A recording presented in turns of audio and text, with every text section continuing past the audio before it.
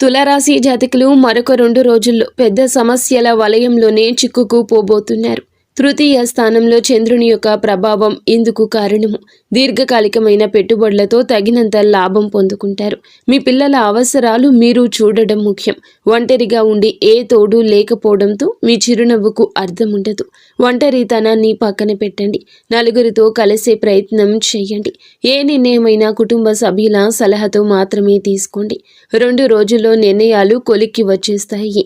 అనవసర విషయాలు చేపడితే గనుక చాలా వరకు నిరాశకు గురి చేసే సమయం ఇది. భార్యాభర్తల మధ్యలో ఇరుగు పొరుగు మూడవ వ్యక్తి పాత్ర ప్రమేయం కాబోతుంది. మౌనంగా ఉండండి. మీరు బంధాన్ని కాపాడుకునే ప్రయత్నం చేయండి.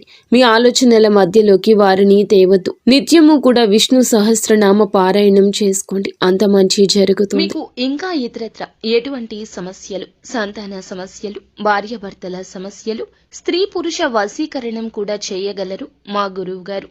3 రోజుల్లో పరిష్కారం లభించును. నమ్మకంతో సంప్రదించండి.